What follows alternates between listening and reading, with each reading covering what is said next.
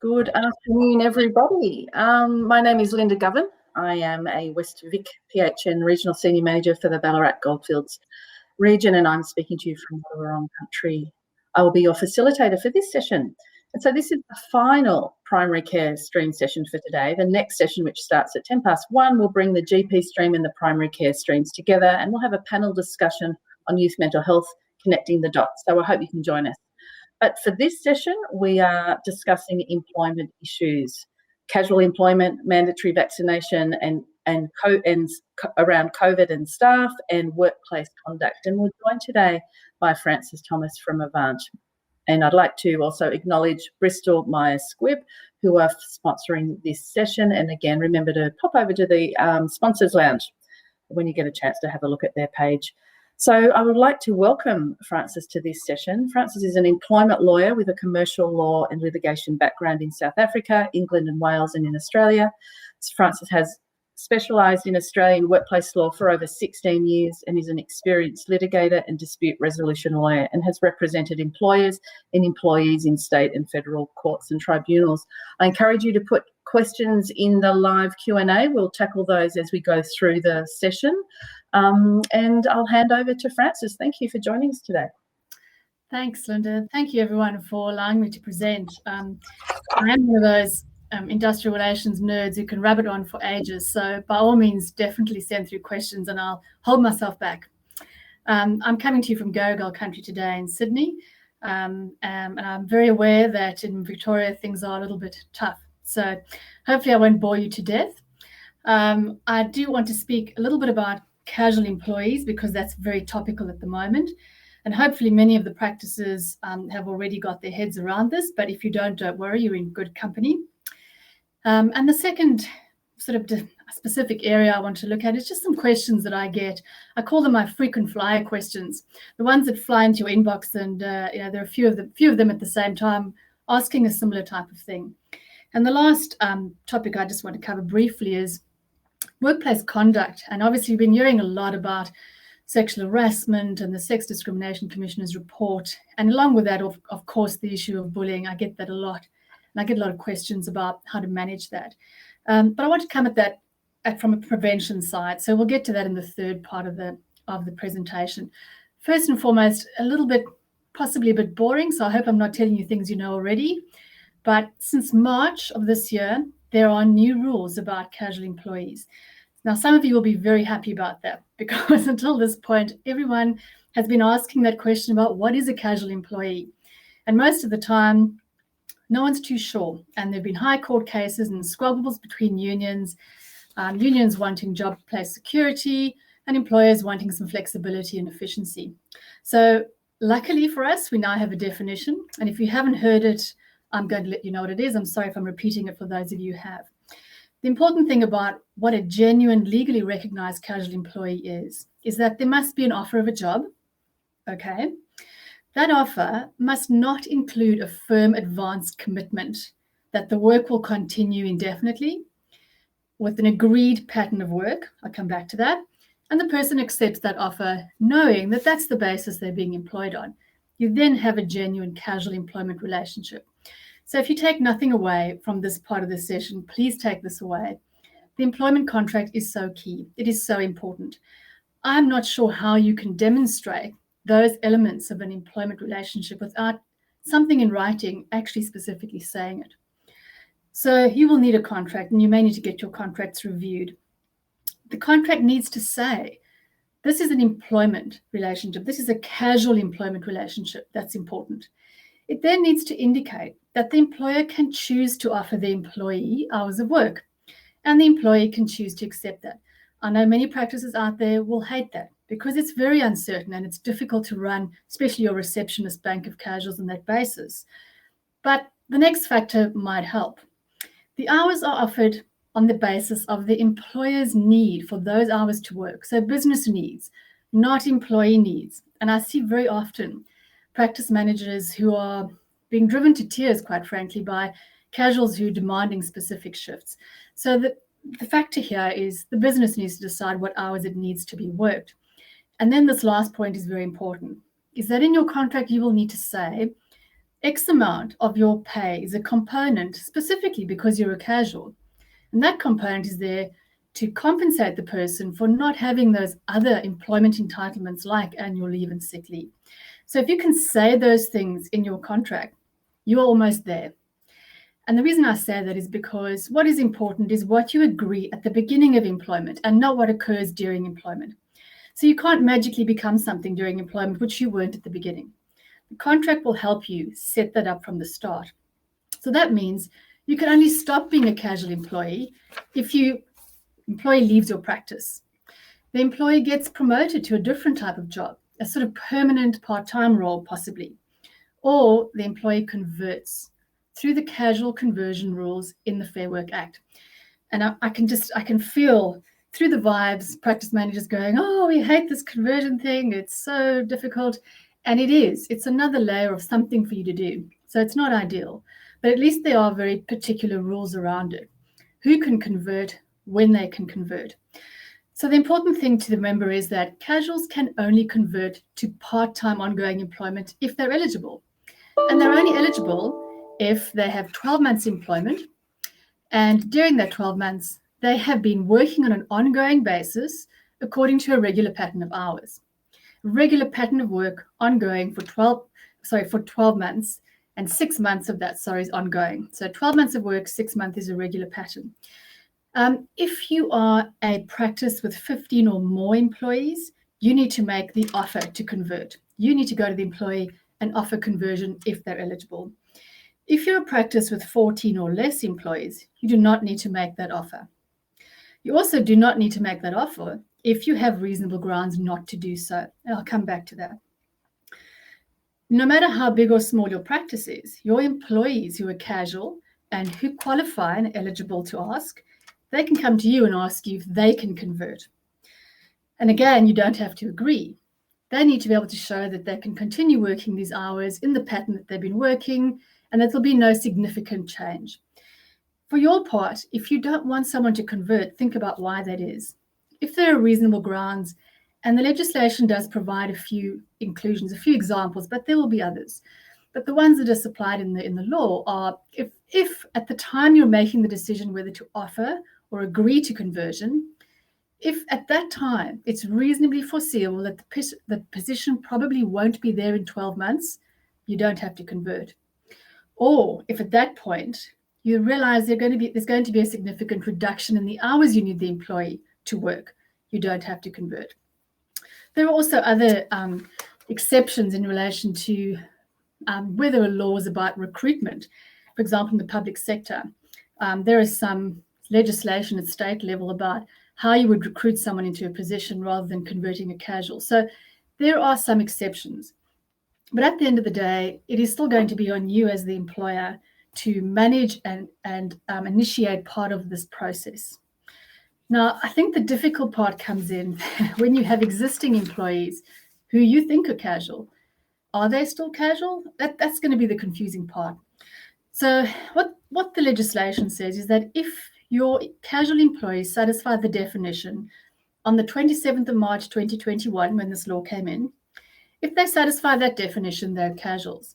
If they do not satisfy that definition on that date, then they probably aren't genuine legally recognized casuals. So you will need to do an assessment if you haven't done one already to understand what is the status of your casual employees. What do their contracts say? How have they been working? If they have, and if you're a larger practice, 15 employees or over, if those employees have been working for 12 months already, and they already have a pattern of work, they've been working indefinitely, then you need to offer them casual conversion by the 27th of September. So the large practice, you have a period of time to do that. They can request it, again, 27th of September. If you are a small practice, your employees who are already eligible on the 27th of March, they can come to you and ask for that conversion as soon as they are eligible, so before the 27th of September. So there are a few different variations depending on whether you're a small practice employer or a large practice employer. The other important thing to know is that there is a new casual employment information statement. So as you're all well aware of, there is an employment information statement. There's now a casual employment information statement. And it sounds like a nightmare, but to be honest with you, I have read the statement and it's actually a really good cheat sheet to what's going on with casual employment. So if you haven't looked it up on the Fair Work Ombudsman's website and downloaded it, I encourage you to do that. It's a very quick reference guide to existing employees, new employees. I'm a small business, large business. It's very helpful. But the important thing to know is that you have to provide that statement to your employees. If you're a small business, you should have done that already. If you're a large business, again, 27 September, that's your key date. All new employees should get that statement as soon as possible. So that's the framework. The difficult part is if you have that employee in March, they're actually no longer a casual employee under these definitions. They will have accrued annual leave, sick leave. They'll have entitlements already. And potentially your accounts would not have made contingencies for that. And that is unfortunately the case. So the law operates retrospectively. But the good news is that if you have been paying your casual conversion all of this time, and you have an employee that turns out is in fact a part-time employee and has accrued leave, you can set that leave off against that component in the casual loading. You can set that off. There are no more complications as there were in the past. It's very clear in the legislation. But I should say that the retrospective way that that is operating is going to be challenged. There is a challenge, there is a union challenge, and there are challenges outside of that for the retrospectivity of it. That's a constitutional law question, but just know that if you're feeling particularly annoyed by that, there are a lot of people across the country who are feeling particularly annoyed by suddenly having part-time indefinite employees on their books that they didn't have on the 26th of March, 2021. I'm just going to check if there are any questions before I move on to the next. Can you hear me, Angela? There's one question there. Can someone who is happy to be casual remain as a casual, even if they have regular shifts? Yeah, look, the obligation is to offer it. The obligation is not to force people to take it. You know, if you're casual, you're supposed to offer it. You can offer it and they can say, no, thank you, I don't want that. And you don't have to offer it again constantly, but you just have to keep doing it every 12 months. Check whose commencement dates are coming up for the anniversary, but you don't have to force somebody into an arrangement they don't want. And you have to make the offer in writing, and you have to tell people if you've decided not to offer and the reasons you've decided not to offer. So all these things will be in writing from now on. I think that'll make it a lot easier, but certainly if your employee does not want to be a part-time regular employee, they do not have to be. Any other questions, or I might move on? It's a bit of a whistle stop, so I'll keep going until someone stops me. The second area I wanted to look at is this very difficult question about COVID vaccinations for staff. And you know, I usually in these, I suppose before I came to work at Avant, I would always say, oh, don't worry, you're all in very good company. But quite honestly, yours is a very difficult employment relationship. There are layers of regulation, you know, for medical practices that they just aren't for everybody else. So it's a very difficult environment. We have had a few cases, and you'll see in the press, there is wide reporting about how mandatory vaccinations are all okay. I just implore you not to go down that road, because the cases that have come across the Fair Work Commission have to do with the flu shot. And that is a very, very different proposition. So if you remember one thing from this part of the presentation, please remember that it is not a green light to put in place a mandatory vaccination program at work. There are a lot of things to consider, as usual, you'll be saying. The starting point, of course, is workplace health and safety. So the original question will always be, if what you're asking the employee is reasonable and necessary for you as an employer to comply with your workplace health and safety obligations, then okay. Is it reasonable and is it necessary? That's the starting point. So if we have a Department of Health public order, we have a state public order, That's in a way very easy for you. You have to comply with the public health order in your industry. You do that because that's the law. If you don't have that public health order, as they do in the aged care sector, it's more complicated. And I think nowhere is this better demonstrated than if you go onto the Safe Work Victoria website. There is a lot of discussion about what do we do about vaccinations. And I think there's some very salient things that Safe Work Victoria are asking employers to look at. And they're a little bit unexpected, I suppose. For example, it says employers should have regard to, in the past 12 months, did the person need a vaccination? Obviously, the answer to that is going to change as we go on. What about low transmission in Australia? How necessary is it if the transmission rates are low? What about evidence? Now, flu shot, we have evidence for. We have evidence about efficacy rates. We have evidence about safety. We know what the contraindications are likely to be. But the COVID vaccination can't really answer those questions in the same way. So Safe Work Victoria already anticipating this is a different type of safety measure in the workplace. And what they say is that this is one of many things that you will have in your workplace safety armory to deal with the risk of COVID-19. It's not the only and be-all thing. You need to have all those other measures in place, which I'm sure you've all been doing.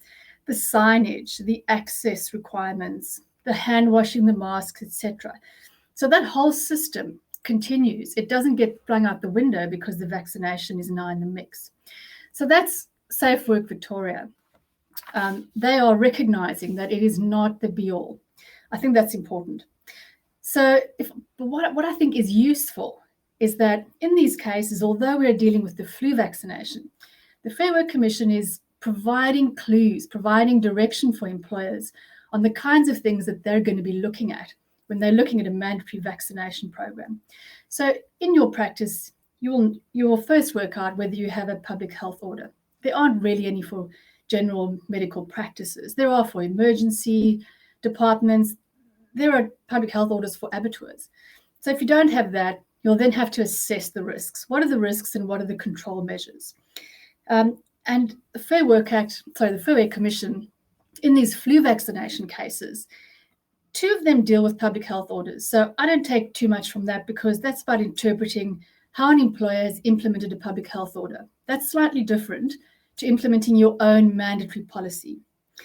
The one case that is interesting, to me, hopefully to others, is a case that came out on Tuesday in Queensland.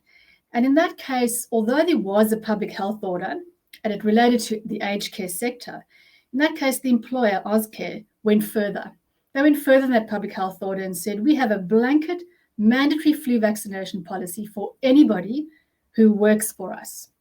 And it didn't matter that the particular employee in that case didn't work in the residential care environment. Mrs. Glover actually worked in home visits. Now, there are complexities with health and safety in both those scenarios, but the objection was interesting because she said, I can't have this vaccination because when I was 7, I had a very, very serious anaphylactic reaction to a flu vaccination. And since then, I've avoided it until my ripe age now of 64. And she'd never had a flu vaccine after that because her parents had told her she almost died. So the end result of this case was that the commissioner there found that the direction to mandate all client-facing employees to have the vaccination was lawful and reasonable. So that was the outcome. But if I can just gather up some of the guidelines from all of the cases, it's this. The cases tell us employers need to communicate with their employees and they need to consult them. So don't charge in with a policy on Monday that says, new policy, vaccines are in, everyone's getting a vaccination. That will not go down well at the commission if you do end up dismissing someone for not having the vaccination. The other thing is have exemptions. So there will be exemptions in your policy that say, if you have a medical condition, we're not going to force you to have a vaccination. If you have exemptions, make sure you explain to people how they prove that exemption. What exemptions do you have? How do they establish an exemption? What do they need to gather? If you're going to direct people to have a vaccination, the Commission says that is not assault. So there's a lot of press around, we can't assault people by forcing them to have a vaccine. That's not what you'd be doing. you'd be saying you need to make a choice. We require vaccination, and if you don't have one, there will be consequences. That's not assault. It's not duress. There are many things about employment that employees make a choice about, and there are consequences about that choice. If you do issue a direction, though, what the Commission has said is it has criticised some of the employers for not following that up. So making a direction and then just leaving the person to their own devices, rather than asking the person for a medical report, asking them for any medical evidence. If they've had a reaction in the past to any kind of vaccination, where are the medical notes with that? Who did they seek advice from? Did they see a doctor? And if they didn't, did you ask the employee if they would go and see an immunologist? Did you pay for the immunologist? Did you ask the immunologist to provide a report on the likely reactions or contraindications? So there's a lot of work to be done there. And of course, if you have all your employees objecting, that's going to take up a lot of your time and it's going to be quite stressful. So the best thing for you to do is if you're going to have a policy, understand from the beginning what you will do with the objections and how you will move those objections through a process. Some employees may be able to prove a medical condition very easily, others will not. And the Commission, in the cases that have come before it, in all three of them, said, well, the person just couldn't pass the evidentiary test to show they actually had a medical condition. And so most of the cases fell down on that point. But I urge you to know the job. Don't necessarily ask the back office record staff member, direct them to have the vaccine. Know the job, know the risks, understand the control measures you have in place for that job, for that employee, dealing with that risk. So it is very particular and it is labor intensive, but know how you'll handle your objections. So the short answer to the question is you cannot just simply have a mandatory policy. If it's needed, it can be justified and you can dismiss employees if it's needed, if they have no way of exempting themselves from the requirement. So don't charge in there. Please get some advice before you go ahead with a mandatory vaccination policy. The question that I guess then comes out of that is, and Linda and I were speaking about it briefly beforehand, was this idea that, you might have employees who have the vaccination, put their hand up for it, you run a vaccination program, and then they do suffer an adverse outcome because of it or in connection with it.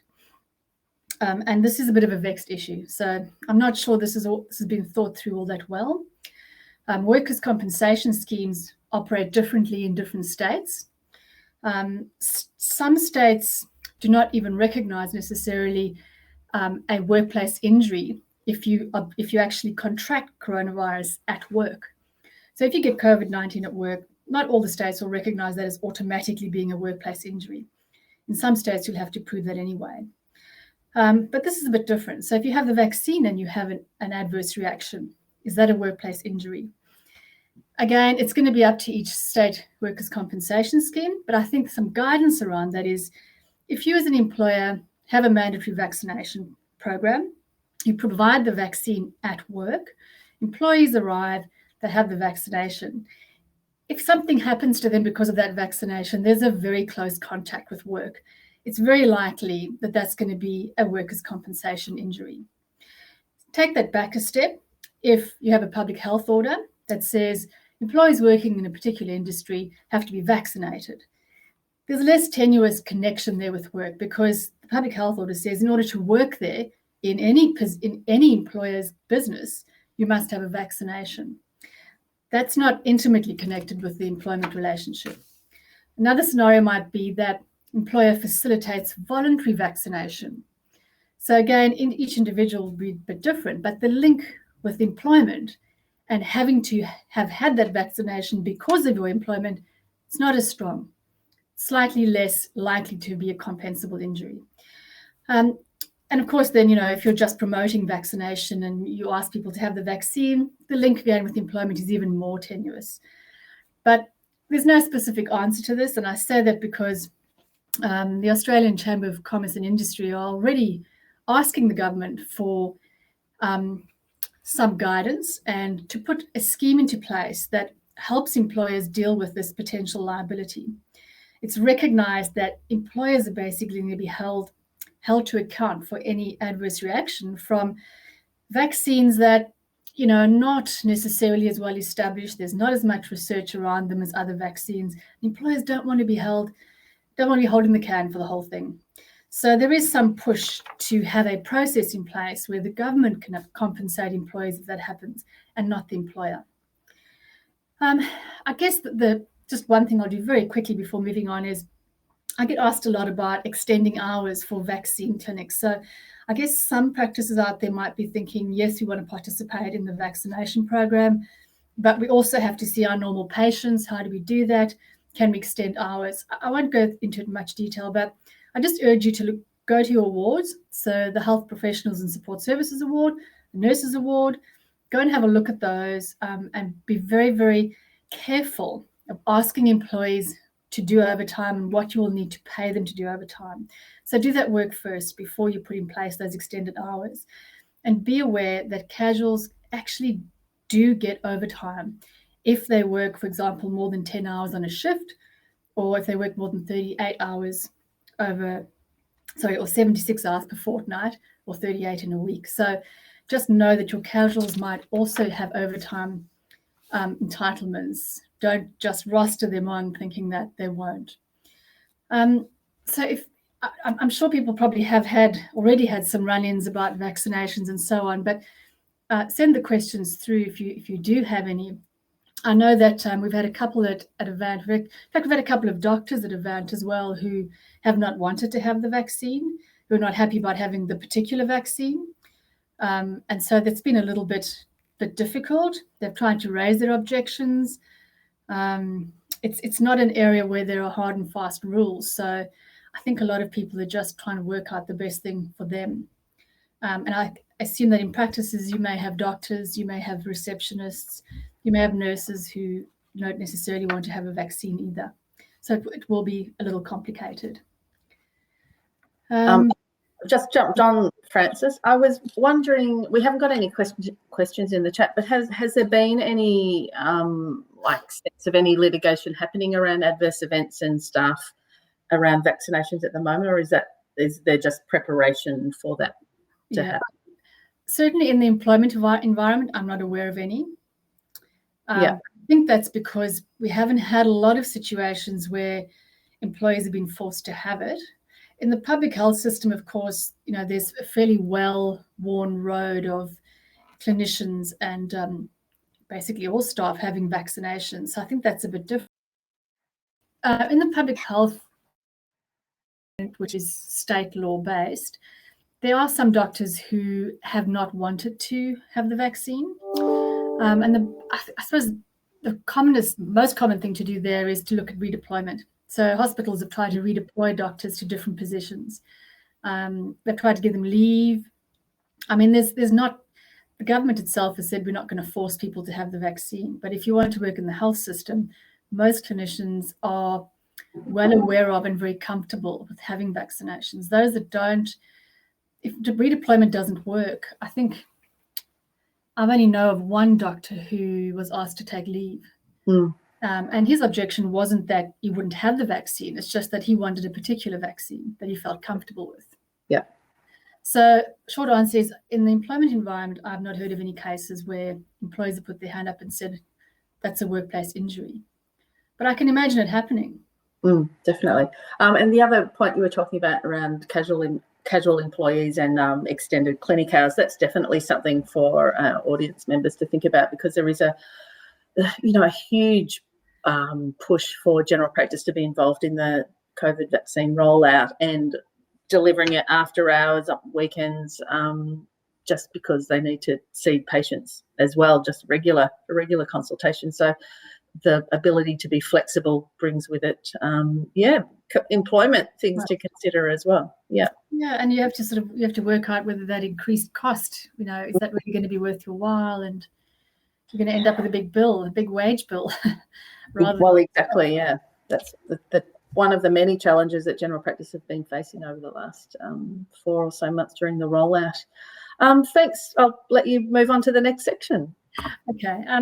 The last section I was going to look at was actually, I don't want to rabbit on and on about the sexual harassment Me Too movement, but I did think it was useful to have a look at some of the information that's all come out of that. And for those of you who perhaps haven't been following it as closely as the Industrial Relations nerd on your screen, the Sex Discrimination Commissioner, Kate Jenkins, ran a national inquiry and did a very comprehensive survey about people's experience of sexual harassment at work. And the report is enormous and very detailed and covers a lot of different industries. And it had some very interesting statistics, and I won't go through all of them, but what I found interesting was, firstly, that sexual harassment, and when I'm talking about sexual harassment, I see bullying operating in a very similar sort of way, workplace bullying and just disrespectful, bad behavior from staff members. What's come out in Kate Jenkins' report anyway is that most likely is that one member of staff will commit some form of sexual harassment against another member of staff rather than management against a less senior staff member. So that is a bit different to what we always thought. It seems to be co-workers rather than management. And the other interesting statistic was that 40% of the cases or the incidents that people reported were witnessed by another person. Now that's interesting because I've done a lot of investigations where it's one person's word against the other. But this statistic tells us that actually these incidents are being witnessed all the time. And the sad part about this is that only 69% of those witnessed incidents did the bystander actually intervene. That's a huge number. So that tells me that there's a lot to be done in workplaces, just informing and training and helping bystanders work out what to do. And the really depressing part of it all is that only 1 in 5 complaints are actually made. So we're only seeing the tip of the iceberg. And this is just sexual harassment. On top of this, there is also workplace bullying and then just disrespectful, inappropriate behavior. So there's quite a broad range of types of behavior. So I guess coming out of that report, the government has committed to adopting the recommendations in the report, but it's been fairly slow to do that. One of the things it said it would look to do was to make sexual harassment, and bullying is already serious misconduct, so that it is easier for employers to dismiss an employee because they've engaged in conduct. Beforehand, it's quite a difficult thing for employers, and you're balancing their interests. You don't want to take harsh action against one on the sort of uncorroborated word of the other. So it is difficult to take action as an employer or as a practice manager particularly. And particularly when the person being complained about is the practice principal. We have that scenario quite a lot. So there are some of those recommendations, but what comes out of the report and what comes out of the guidance that follows it, and again, Safe Work Australia have published a really, really good guide, both on violence at work, so I guess patient bad behavior towards your staff, but also a guide on preventing sexual harassment. And again, we're talking, Linda and I was saying most of the time, especially practice managers and practice principals, bullying when you see it, sexual harassment when you see it. It's really what to do about it. And what we've been doing to this point is dealing with complaints at the end of the day. But what this report tells us and what Safe Work Australia tells us is we need to shift that focus to preventing it from happening in the first place, as we do with other workplace health and safety issues. Excuse me. And what I find interesting about the guidance from Safe Work Australia was that it says things that I wouldn't really normally expect. Yes, it's all the training, run training courses, have policies, you've all heard that before. But some of the interesting things are things like upfront, go and analyze your workforce. Try to find out whether you have a hierarchical structure in place.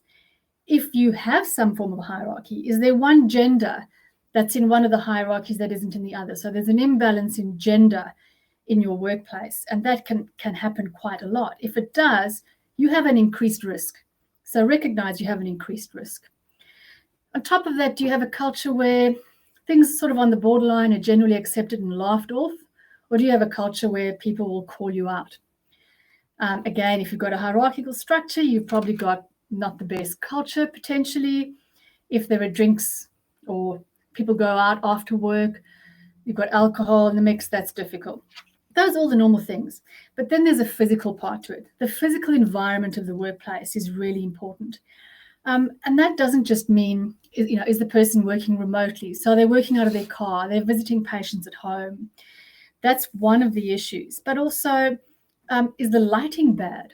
Are people, forced to, go into a storeroom, if you like, or a records room, and it's a very small space. People are forced to touch each other when they walk into that space because it's very small.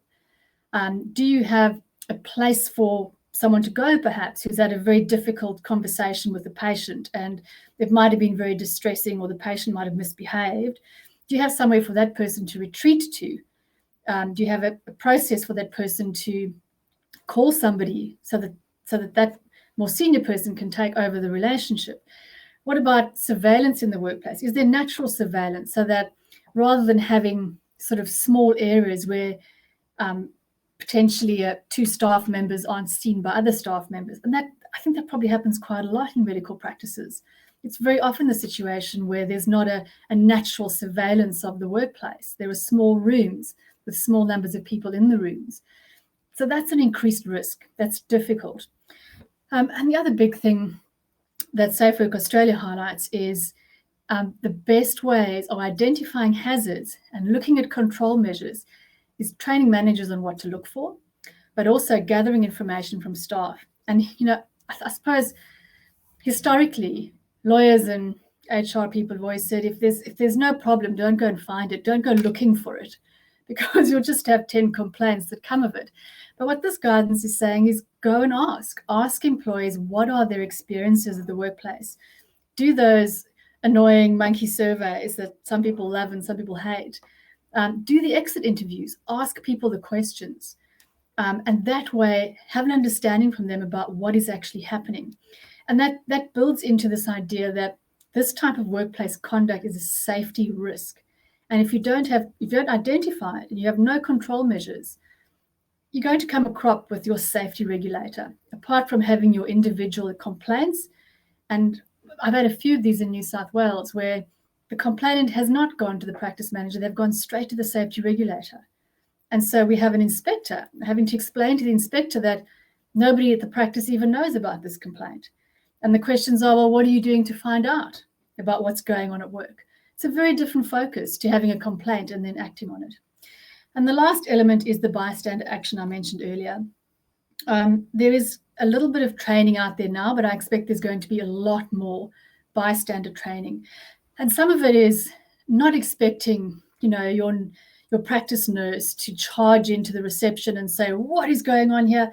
Some of it is just arming people with words and arming them with 5 or maybe 3 or 5 things they can do, from simply saying short phrases like, sorry, say again, or did you mean to say that?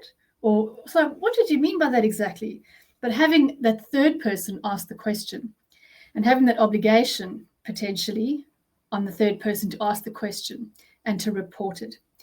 And again, regulators, safety regulators, and I know in Victoria for sure, are looking at the idea that where sexual harassment is found, there might be a mandatory notification attached to that. And possibly there is already, because it's a safety issue.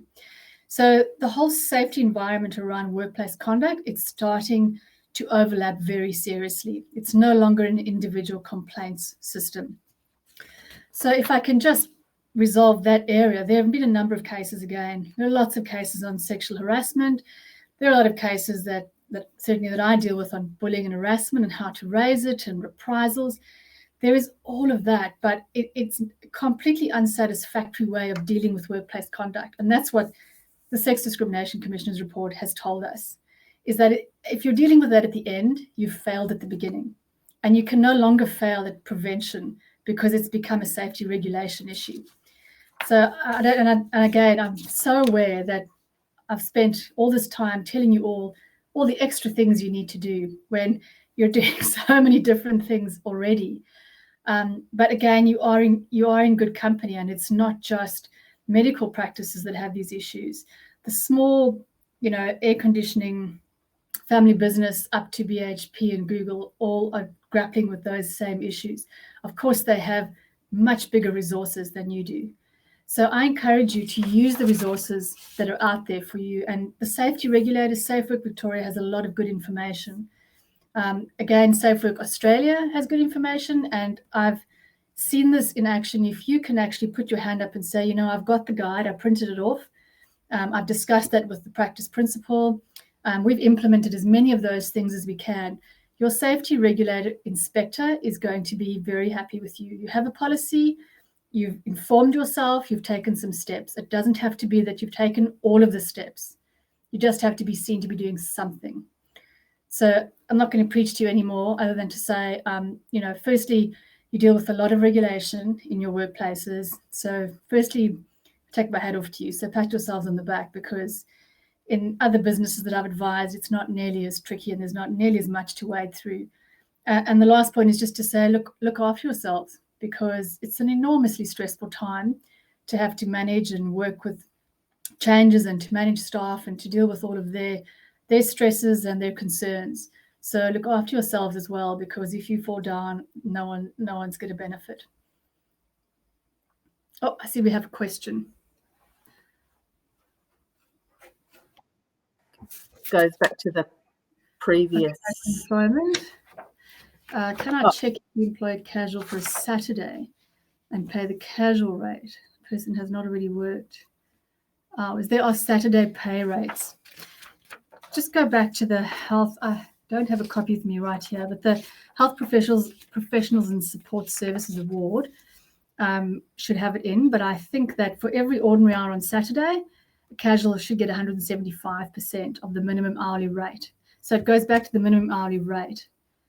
But Saturday is an increased pay rate for casuals as well. There's always lots of questions about casual pay rates, aren't there, Frances? It's so complicated. I really wish there was some way that they could make it easier. And I think the Fair Work Commission does publish sort of pay summaries. But honestly, I find them very difficult to read because there are just so many different options and permutations of the similar thing. If you do have a real issue, I always suggest calling the Fair Work Ombudsman up and just checking your own thinking. Yeah. Just for some backup. Definitely. And I was going to, just in relation to the last topic you were discussing, would you recommend for resources best to start with Safe Work Victoria and around just looking at the risk factors around risk at work around bullying and sexual harassment? Yeah, I think Safe Work, the Safe Work Victoria site, I think will send you to Safe Work Australia. Yeah, okay. But there's quite a large number of guides, but the guidance, I mean, they're almost like little fact sheets, but they're a couple of pages long, and they will go through what should be in your policy, what you should have a policy, you should have a complaints mechanism. But there is now a very healthy section on this is how you should go about assessing and preventing. So I would go straight to Safe Work Australia, and then you hive off into Safe Work Victoria as well. Okay. But the Safe Work Victoria side is where I have referenced the COVID vaccination points. Yep. I think about when you're looking at that mandatory scheme. But they're very useful websites, and the Fair Work Ombudsman has produced a lot of material in that space as well. Yeah. And I think it's when you started the session today, you talked about the complexity of working in general practice, and I think your session really highlights that fact that it's a really you have to be over so many topics, and so knowing where to get the most up-to-date resources is really key in getting that support.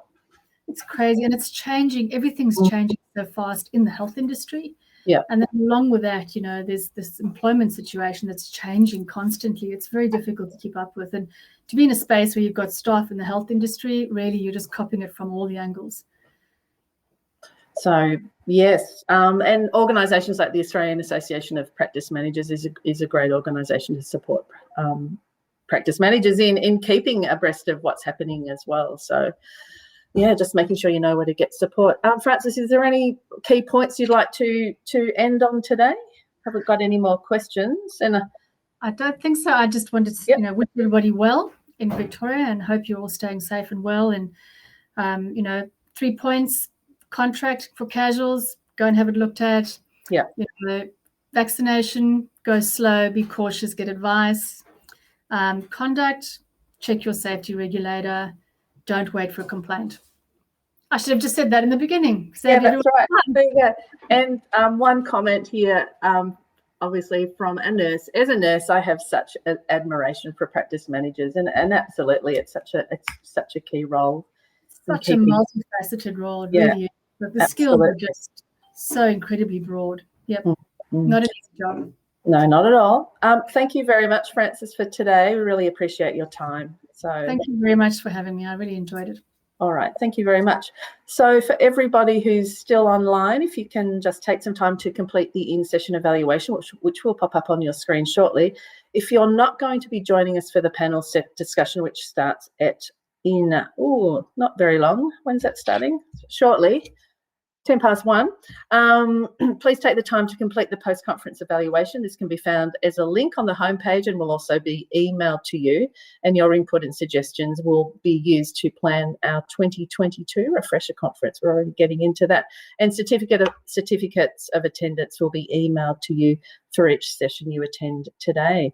So now, as the session is wrapping up, just click on the Back to Timeline button in the top left-hand corner and you can get ready to join the next session. So thanks for your time today, everybody.